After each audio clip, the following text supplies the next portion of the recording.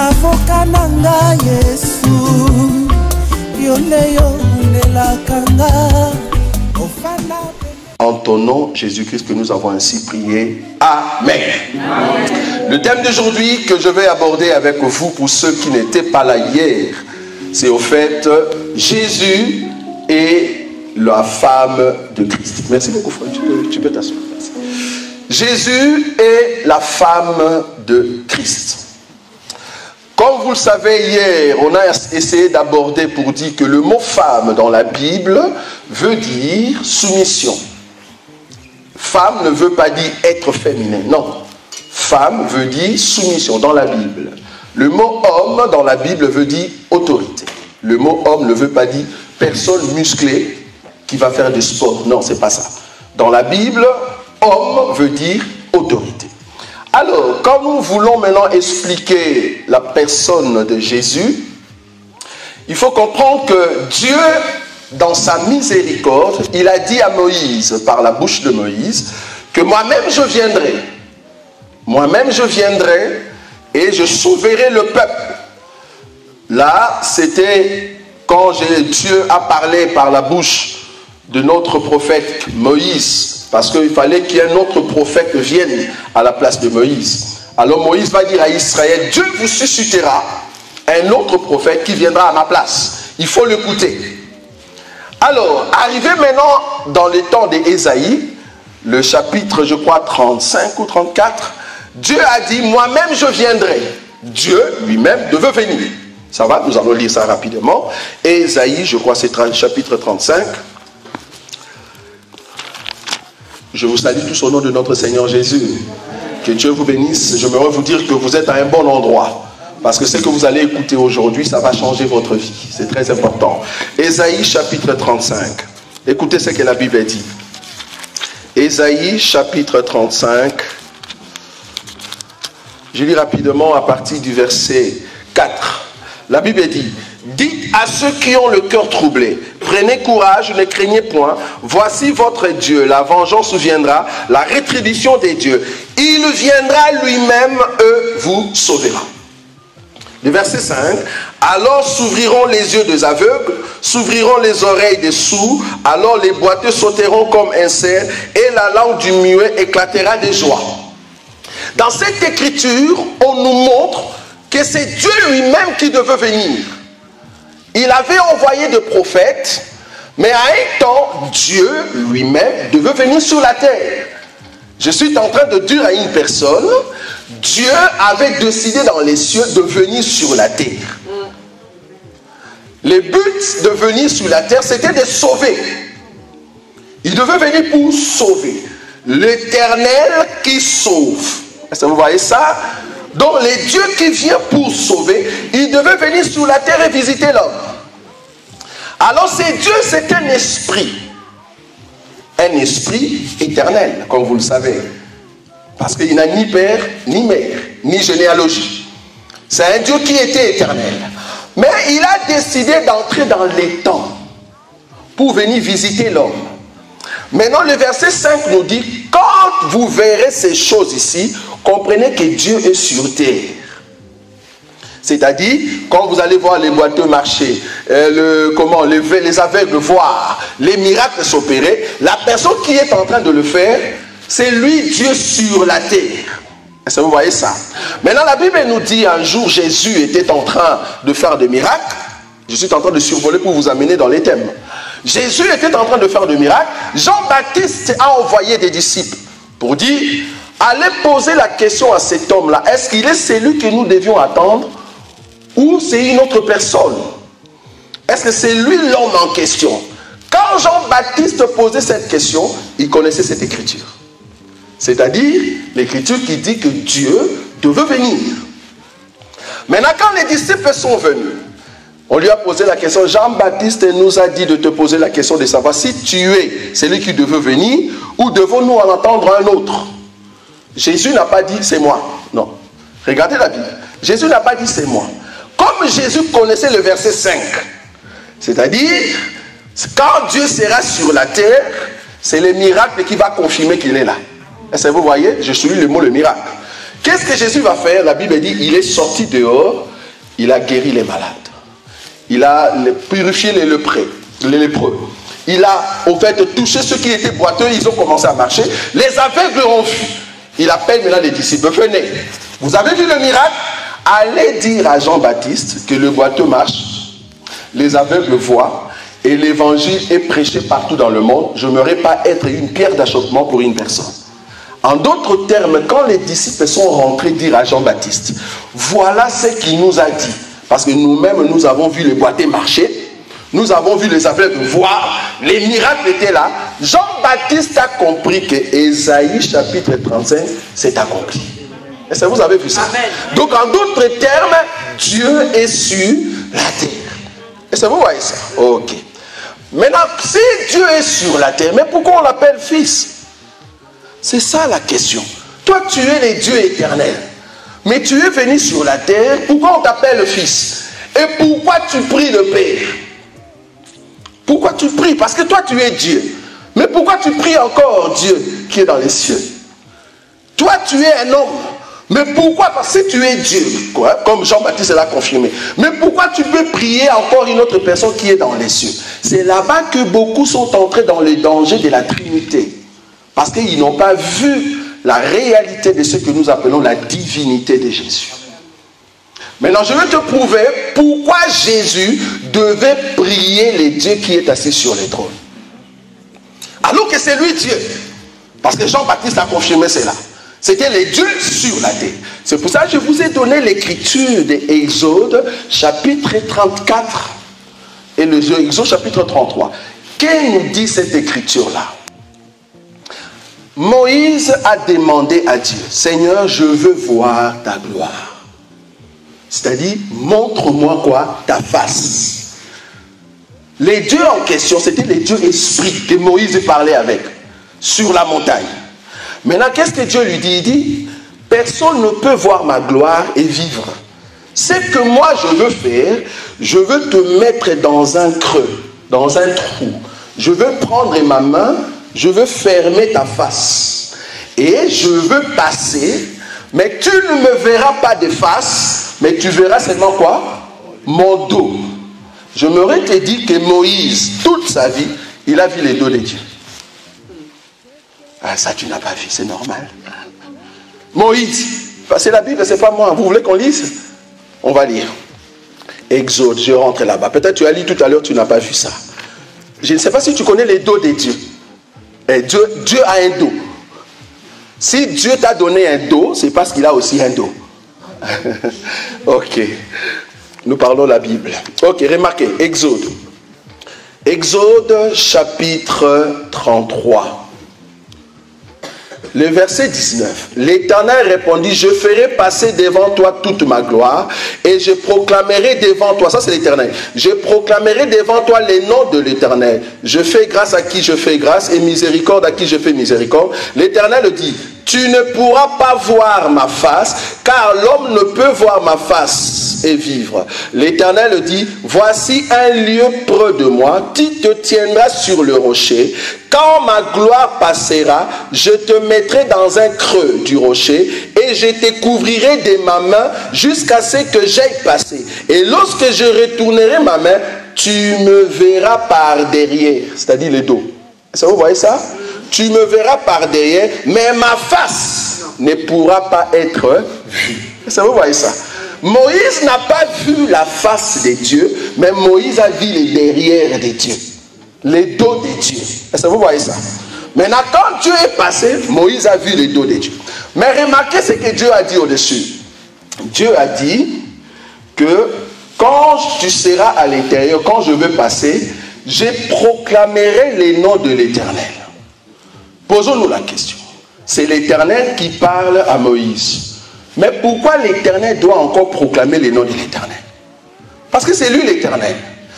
Il va descendre, il va mettre Moïse de côté, il le passe, Moïse va le voir par les dos, et Dieu va commencer à proclamer les noms de Dieu. Posons-nous la question. Mais il est Dieu. Comment est-ce qu'il va encore proclamer son propre nom? Je ne sais pas si vous voyez là où nous venons. C'est l'Éternel qui va proclamer les noms de l'Éternel. Ok, quand est-ce que l'Éternel proclame les noms de l'Éternel? Quand est-ce que l'Éternel peut prier l'Éternel? Quand est-ce que Dieu peut prier Dieu? Voilà. Est-ce que Dieu peut prier Dieu? Est-ce que Dieu, Esprit, peut prier Dieu, Esprit? Parce que c'est ce qui va se passer ici. Remarquez maintenant le chapitre 34, le verset 5.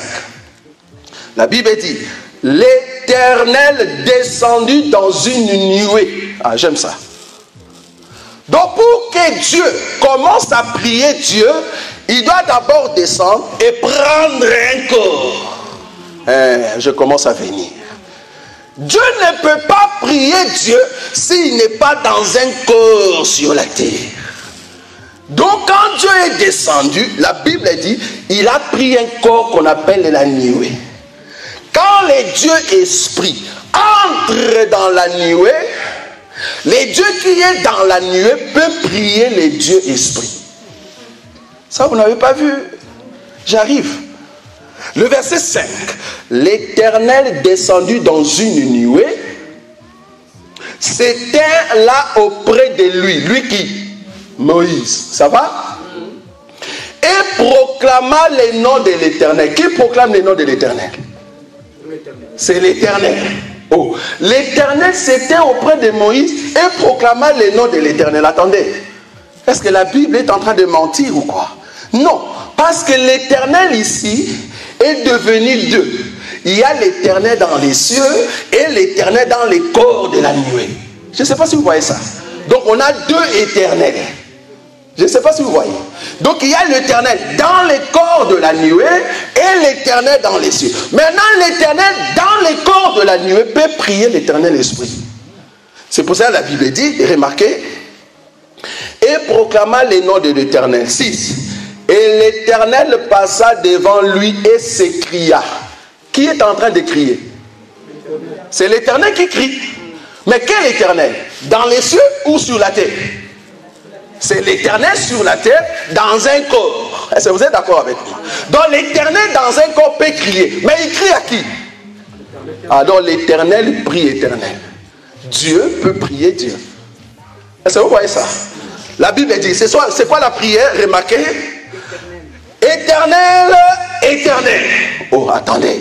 Si j'étais là, j'allais dire, Dieu, non, toi tu es vraiment... Je ne vais pas t'appeler Ngadia, mais non, attends, tu es sérieux. Toi-même, tu es éternel, mais tu es en train de crier encore éternel. Est-ce que vous voyez ça? C'est parce que l'éternel est entré dans un corps. Quand l'éternel entre dans un corps terrestre, alors l'éternel peut prier l'éternel qui est dans les cieux. Est-ce que vous voyez ça? Il continue à prier. L'éternel, l'éternel, Dieu miséricordieux. J'aime ça. Et compatissant, lent à la colère, riche en bonté et fidélité, qui conserve son amour jusqu'à la 1000e génération et pardonne l'iniquité, la rébellion et le péché, mais qui ne tient point le coupable pour innocent et qui punit l'iniquité de père sur les enfants des enfants, jusqu'à la 3e et la 4e génération. La personne qui prie ici, c'est l'Éternel. Mais ce n'est pas l'Éternel Esprit, c'est l'Éternel dans un corps. Je ne sais pas si vous voyez là où je suis. Donc l'Éternel dans un corps sur la terre peut prier l'Éternel qui est dans les cieux. Vous êtes d'accord avec moi? Amen. Ok, je prends maintenant une autre écriture. Je suis dans le livre des Colossiens. Colossiens. Je vais t'expliquer quelque chose de très important. Peut-être tu ne sais pas qui tu es. Je m'aurais te dit que tu es un dangereux. Amen. Moi, je suis un très dangereux. Comme vous me voyez là, je suis un dangereux. Et quand je parle comme ça, je parle seulement à notre famille.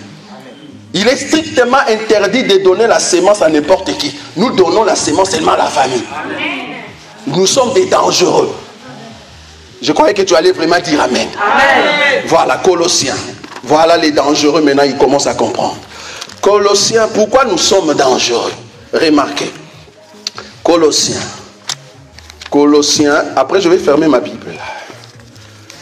Qu'on me donne un papier mouchoir s'il vous plaît. Ah, merci beaucoup, merci. Colossiens. Colossiens. On peut nous aider pour cette lecture s'il vous plaît? Colossiens, chapitre 3. Colossiens, chapitre 3. Colossiens, chapitre 3. Nous allons lire le verset 18. Est-ce que quelqu'un peut nous lire ça rapidement? Amen. Je le lis au nom de Jésus. Colossiens, chapitre 3, verset 18. Amen. Il veut dire, femmes, soyez soumises à vos maris, comme il convient dans le Seigneur. On continue. Marie, aimez vos femmes et ne vous aigrisez pas contre elles. On continue. Enfants, obéissez à toutes choses à vos parents, car cela est agréable dans le Seigneur. Merci frère. Enfants, on répète cette écriture ici. Enfants. Enfants, obéissez à toutes choses. Obéissez en toutes choses à qui? À vos parents. Merci beaucoup. 2 Corinthiens chapitre 13, c'est la dernière écriture. 2 Corinthiens chapitre 13, et c'est là-bas que nous allons entrer dans l'enseignement des dangereux. 2 Corinthiens chapitre 13, le verset 4. Je le lis au nom de Jésus. Écoutez cette écriture. Car il a été crucifié à cause de sa faiblesse. Oui. Mais il va par la puissance. Il vit par la puissance de Dieu. Oui. Mais aussi, nous sommes faibles. Nous aussi. En lui. Nous aussi. Nous aussi, nous sommes faibles en lui. Oui. Mais nous vivons avec lui par la puissance de Dieu pour agir envers vous. Merci. Tu peux t'asseoir, merci frère.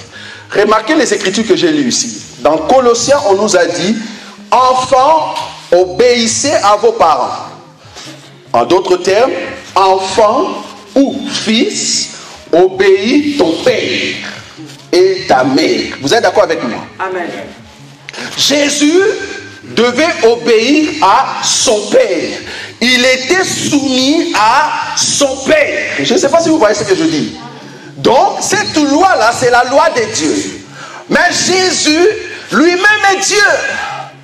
Mais parce qu'il est le Dieu dans un corps, il obéit au Père qui est dans les cieux. Ça va? Mais remarquez l'écriture de 2 Corinthiens.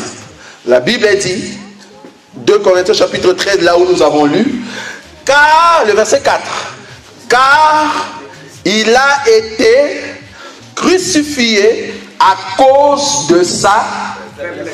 À cause de ça, je ferme ma Bible. Comment est-ce que les dieux puissants peuvent avoir la faiblesse? Parce qu'on nous a dit qu'il a été crucifié à cause de sa faiblesse. Comment est-ce que les dieux peuvent être faibles?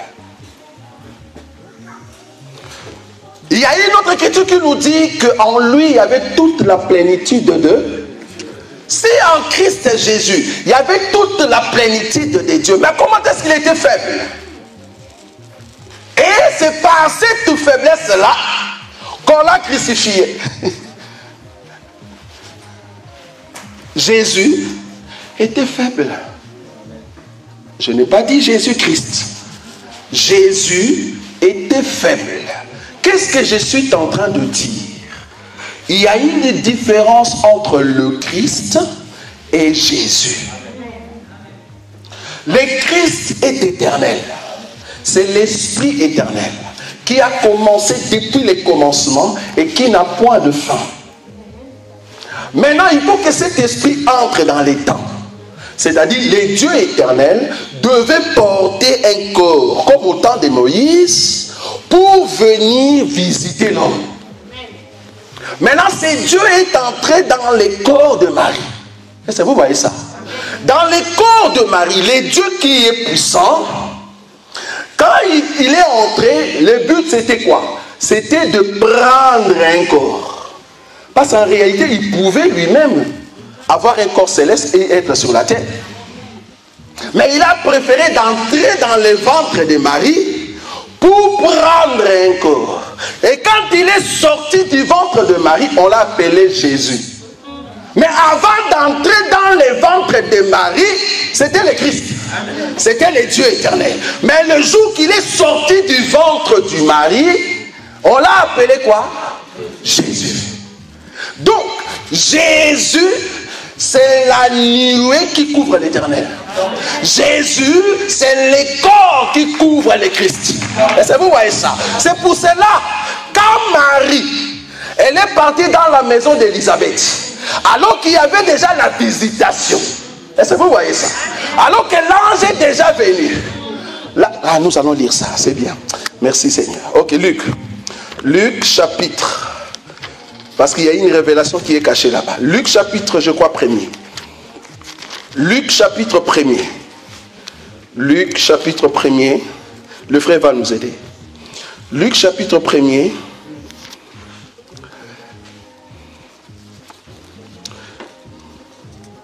Luc chapitre 1er. On va prendre l'écriture. Luc chapitre 1er. Quelle écriture qui va nous aider ici? Le verset 39, frère. Oui. Je le lis au nom de Jésus. Lisez avec nous cette écriture, s'il vous plaît.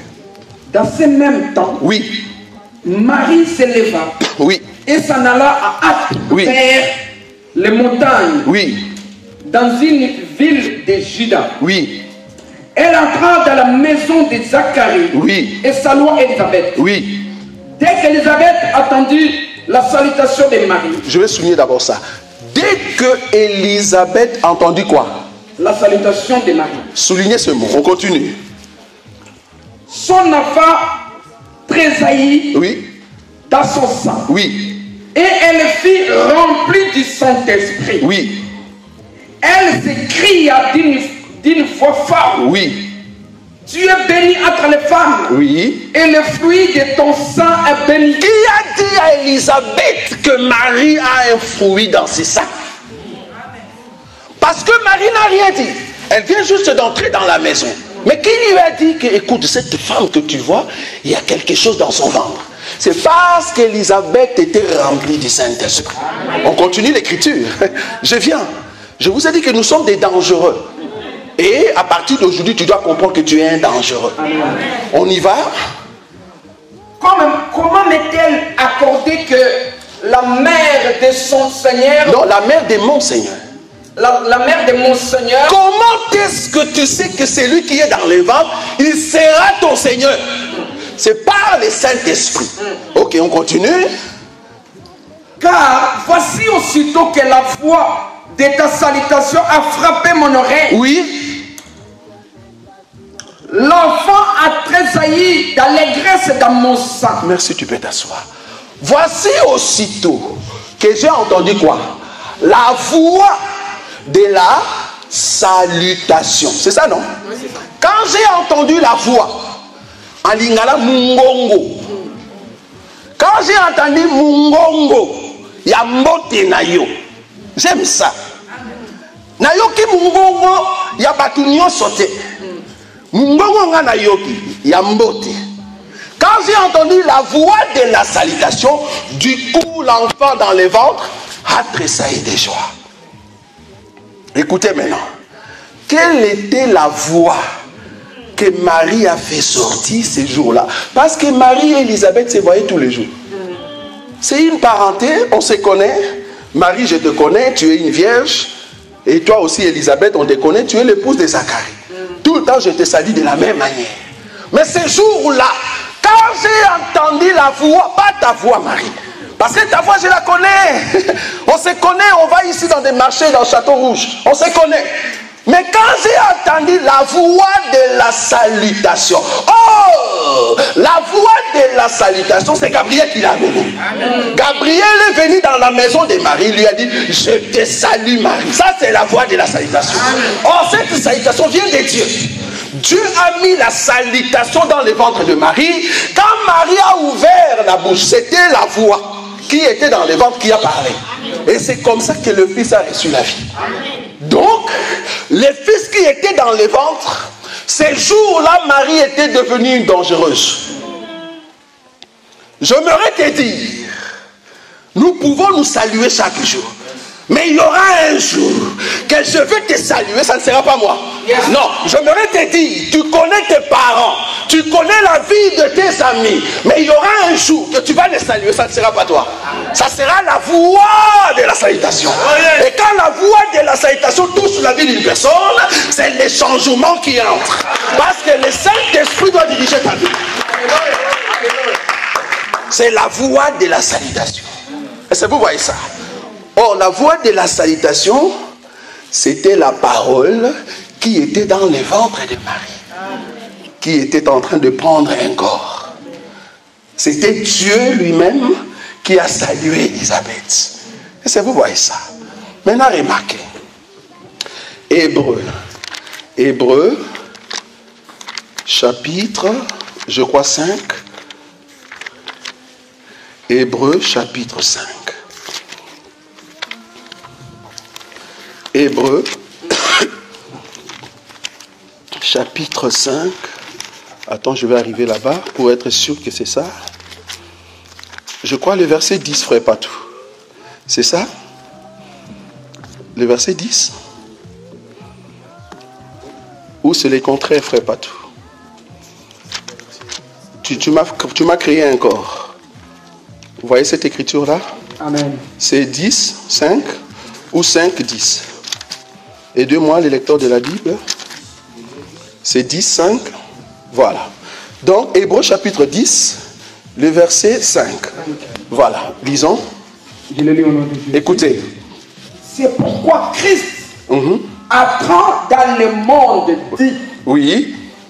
Tu n'as voulu ni sacrifice, oui, ni offrande, mais tu m'as formé un corps. Oui. Tu n'as agréé ni holocauste, ni sacrifice pour les péchés. Oui.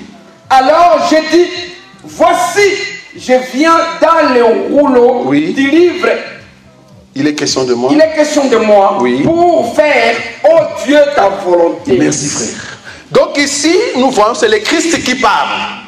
Ce n'est pas Jésus qui parle, mais c'est Christ qui parle. Il dit, c'est pourquoi Christ entra dans le monde. Donc quand il venait pour entrer dans le monde, il dit, tu n'as voulu ni sacrifice ni holocauste, mais tu m'as formé un corps. C'est le Christ qui parle. Il sait qu'il va se former un corps là où il va entrer. Or, quand l'Éternel entre dans un corps, l'Éternel qui est dans un corps, il peut maintenant prier l'Éternel qui est assis dans les cieux.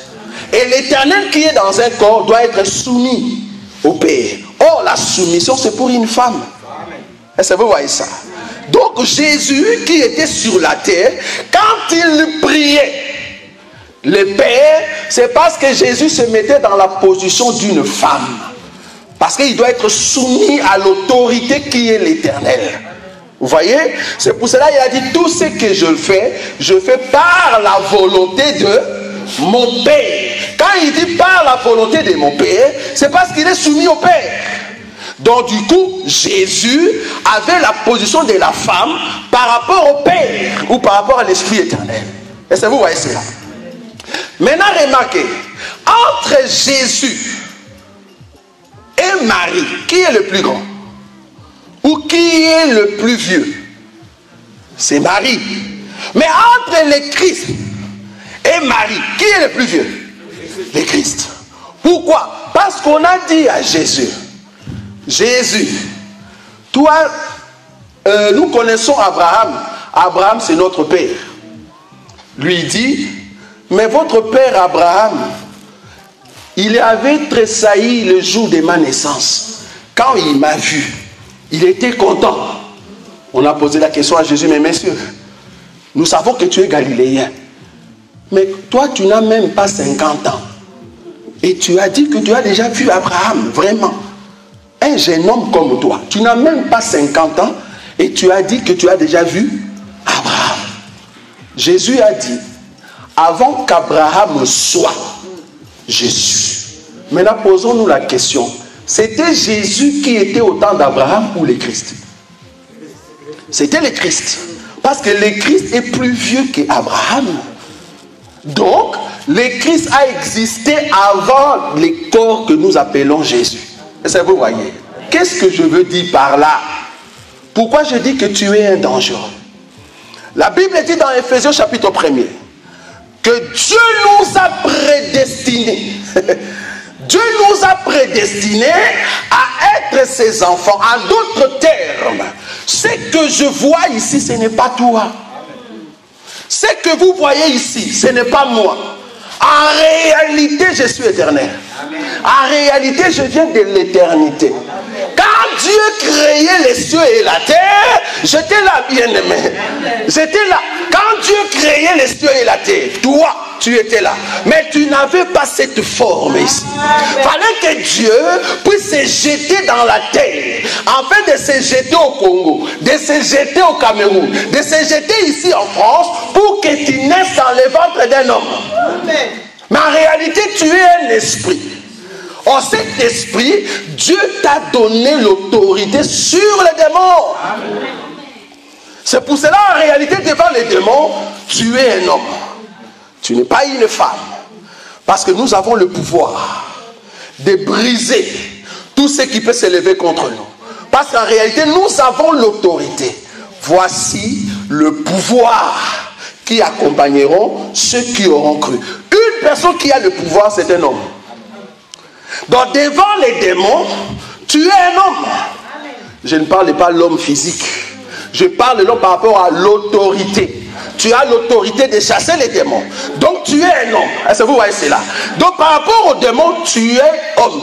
Mais par rapport à Christ, parce que c'est lui le chef, tu es une femme. L'église. Est-ce que vous voyez ça? Donc l'église a reçu le pouvoir. Oh, Jésus a dit ceci pour que je termine.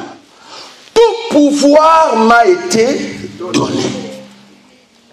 Jésus n'a pas dit quelque pouvoir m'a été donné. Jésus n'a pas dit quelques démons ils peuvent être soumis à moi. Non. Jésus a dit tout pouvoir m'a été donné. Maintenant, j'aimerais que tu réalises quel est le pouvoir que toi tu peux dominer. Parce que si tu entres dans le monde spirituel de Christ, si tu te ramènes dans l'éternité, tu vas comprendre qu'il n'y a aucun pouvoir qui peut s'élever contre toi. Le problème, c'est de comprendre qui tu es. Qui tu es. Si tu comprends qui tu es, même le pouvoir, ils sauront que là, il ne faut pas toucher. Paul venait, je crois, ou Pierre, non c'est Paul. Il y a deux personnes qui voyaient le miracle que Paul était en train de faire, d'autres personnes voulaient imiter. Les démons sont venus, ils ont regardé les messieurs, il dit, nous connaissons Paul et nous savons qui est Jésus. Quand les démons disent nous connaissons Paul, ce n'est pas Paul physique, c'est le Paul spirituel. Un Paul dangereux. C'est-à-dire quand il commence à parler, les démons commencent à trembler. Je me te dire que la capacité de Dieu est en toi. Or, si la capacité de Dieu est en toi, tu es Dieu. Ah, ça tu n'as pas vu. Si la capacité est en toi, cela veut dire que tu es Dieu. Donc, tu peux appeler à l'existence les choses qui n'existent pas. Ah, parce que tu es Dieu. Le problème est que tu comprennes la position que tu as. Si réellement tu es Dieu, tu peux appeler à l'existence les choses qui n'existent pas. Quand tu as peur devant les démons, c'est parce que tu crois que la chose existe. Par exemple, moi, je sais que la malédiction existe. Mais dans ma vie, non, ça n'existe pas. Moi, comme je suis là, je sais qu'on peut freiner des gens. Ça, je sais. Mais me freiner, moi, le mot, je ne le connais pas. Moi, comme je suis là, freiner quelqu'un, ou soit les sorciers. Parce que les sorciers existent, ça vous savez, non? Ils existent dans leur royaume, mais pas dans notre royaume. Dieu a dit à Moïse, quand tu vas tuer l'animal, tu vas prendre le sang, tu vas mettre sur les linteaux. Quand l'esprit des morts va passer, l'esprit des morts ne va pas demander qui habite ici, non. L'esprit de Dieu ne va pas demander est-ce qu'habite ici un roi, non. L'esprit de Dieu ne va pas demander quelle est la nationalité de ce peuple qui habite dans cette maison, non. L'esprit mauvais en question va juste regarder le signe du sang. Quand l'esprit voit le signe du sang, la Bible dit l'esprit va passer outre. Or nous aujourd'hui, l'animal qui a été tué à la croix et que nous avons pris son sang, nous avons mis sur notre cœur, nous avons mis sur nos enfants, nous avons mis sur nos femmes, sur nos pères, sur nos familles, sur nos biens, tout ce que nous possédons, c'est la marque de Jésus. C'est pour cela quand l'esprit arrive dans ta vie, quand l'esprit arrive dans votre famille, l'esprit ne demande qui est ton oncle, l'esprit ne demande pas qui est le chef de votre famille, mais l'esprit regarde si vous avez le sang de Jésus.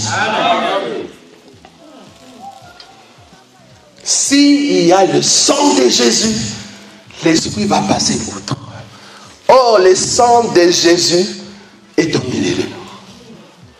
Jésus a dit, ceci est mon corps livré pour vous, et ceci est mon sang qui a été versé pour vous. Le corps, c'est la parole, et le sang, c'est la révélation qui apporte la vie. Nous sommes debout.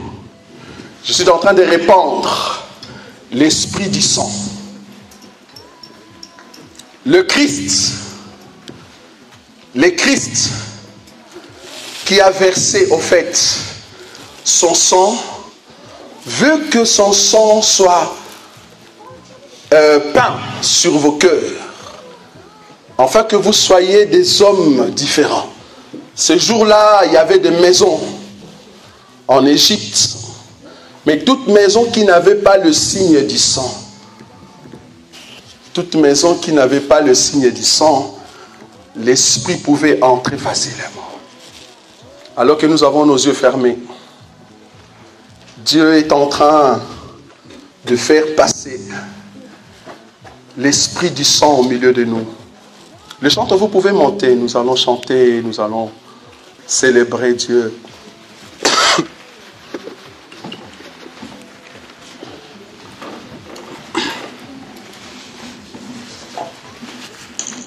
Toute personne qui porte le signe du sang, vouloir ou pas, tu es un dangereux. Et quand le Saint-Esprit est en train de passer, il est en train de peindre votre cœur de ses sangs précieux. Et quand l'ennemi passe, il voit la puissance de ses sangs en vous. Et c'est là-bas que vos vies sont protégées comme il faut. Sœur Olga, tu peux passer devant. Voilà. Il y a la marque du sang qui est en train de se mouvoir maintenant. Là où tu es, tu vas commencer à dire, Seigneur, Seigneur, je veux que la grâce puisse encore continuer à couler en moi. Prie au nom de Jésus. Merci Jésus, merci Jésus, merci Jésus, merci Jésus.